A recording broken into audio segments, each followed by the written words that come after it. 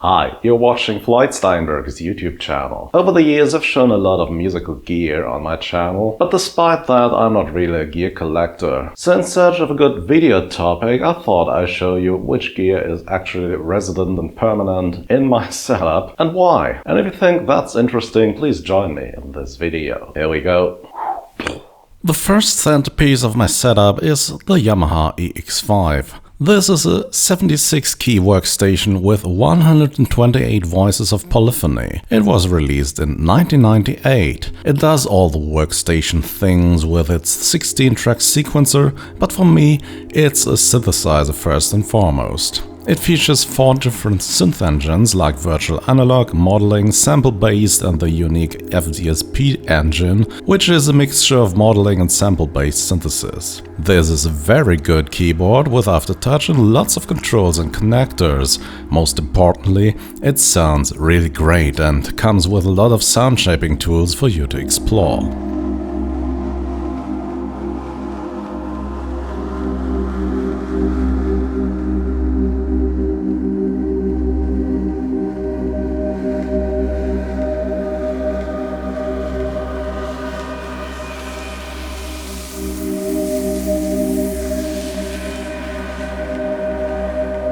Things that aren't great about the EX5 are its CPU and file storage systems, which are slow and sluggish, often leading to a lagging sequencer and unacceptable loading times.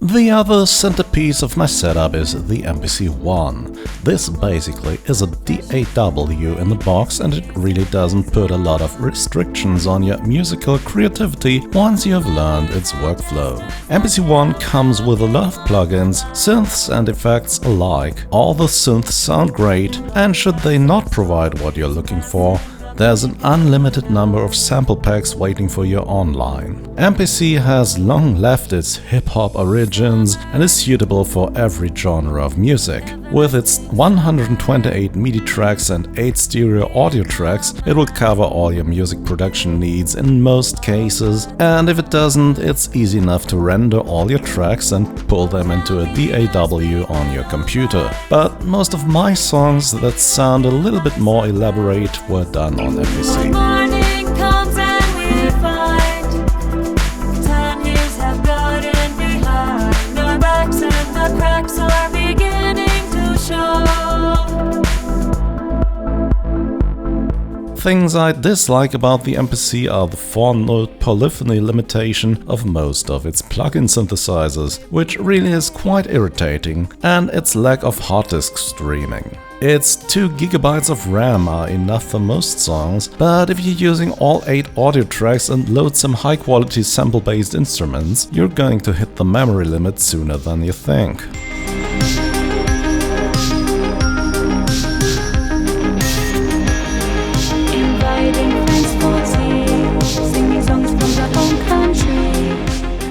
Equally important to my setup is the Zoom R20, which serves both as a mixer and as a recording device for most of my music and videos. This is a 16-track recorder with 8 audio inputs and built-in effects. Audio quality is very good and the noise floor is very low. This has a DAW-like user interface and a touchscreen. It can be used as an audio interface as well.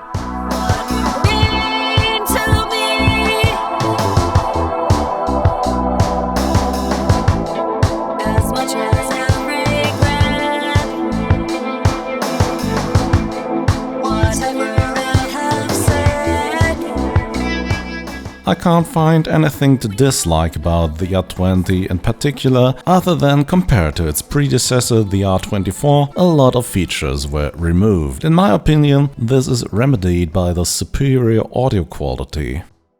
Here's the Novation Peak. It's a great sounding digital analog hybrid synth that's in most of my published songs.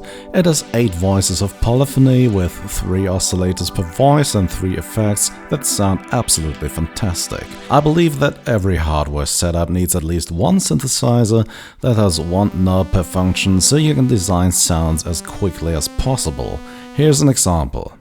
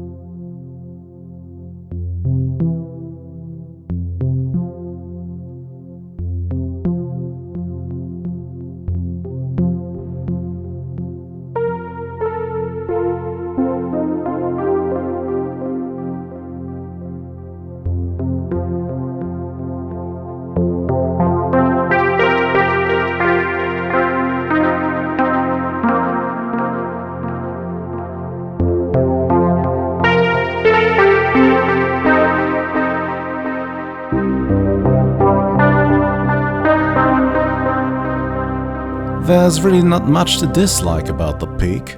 Perhaps 16 instead of 8 voices would have been nicer, but that's really nitpicking on the very high level. Another synth that's permanent in my setup is the motor synth. This electromechanical synthesizer generates sounds by spinning discs, which results in noisy and unstable and very characteristic sound. There's a variety of analog filters and envelopes and LFOs to choose from to shape the sounds. This synth is great for creating basses and pads. You can hear it in most of my published music in the background.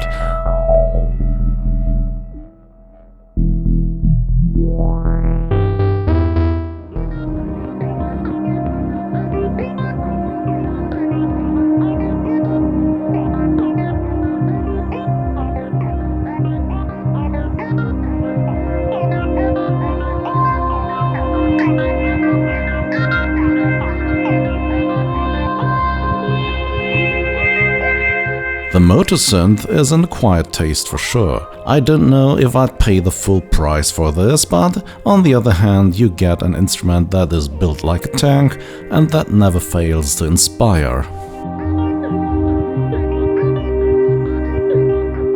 Here's a look at the current state of my pedalboard. As you can see, all that's left here is the Source Audio Collider, which is a combined delay and reverb pedal, a Zoom MS100BT, which is a multi-effect pedal that can provide up to 5 effects at once. There's also a cheap compressor pedal and a Strymon Iridium amp simulator for my guitar tracks. You can hear the pedals in the next section.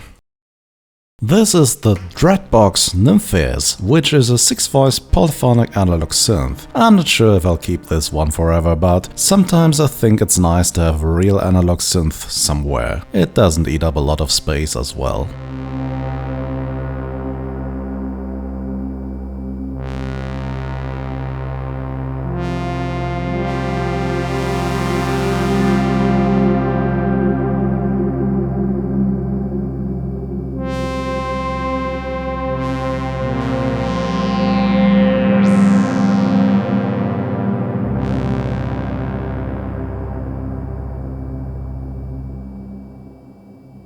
The Reface DX is still here. This is a great sounding 4-operator FM synth. It's battery powered and has built-in speakers, so it's nice to take somewhere and play something, maybe to accompany other people. This one is a keeper for sure.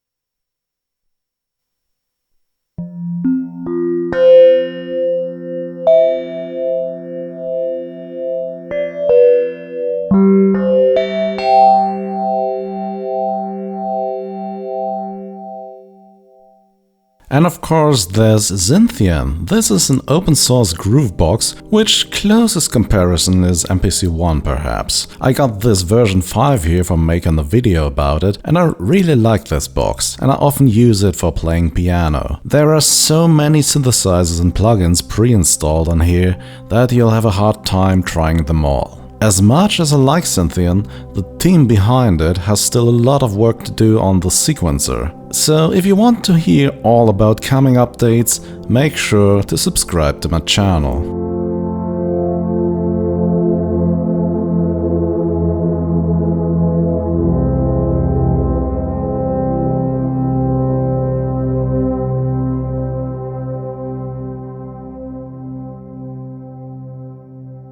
One of my favorite developments of 2023 is the WOBox, a very small but powerful groove box that's often mistaken as a pocket operator clone. It's much more than that. It's a sampler, a drum synth, a virtual analog synth, FM synth, sequencer and arranger in a very small box. It's a great travel synth, and it can also be used to sequence other gear using its MIDI interface.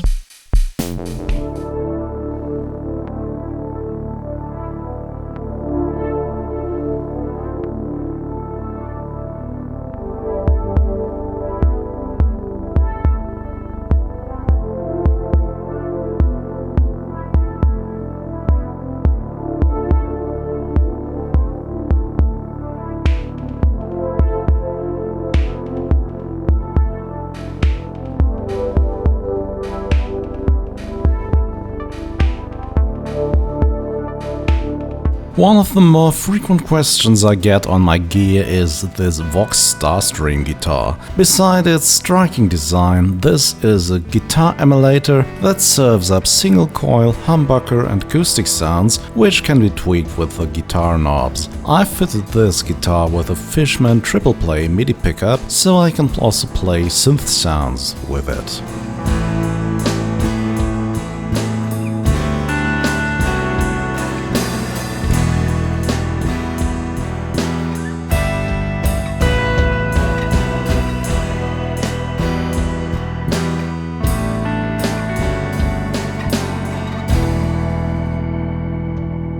Some of the small synthesizers I showed you in my videos are still in my possession. My Pico tracker has a broken stereo output, unfortunately, otherwise it would get more use in my videos. The Casa Synths Blaster is a powerful FM synth that I should show more, and I also didn't use my breath control a lot recently, but they are still here. All in all, 4 main synthesizers, 1 recording device, 1 guitar, 3 pedals and a handful of gadgets. Yeah, and that's it for today. If you think this was a good YouTube video, please do the YouTube thing. And if you want to support what I'm doing here financially, you can become a channel member using the button under this video, become a patron, or buy some music on Bandcamp. As always, thanks for watching, and see you again very, very soon. Bye bye.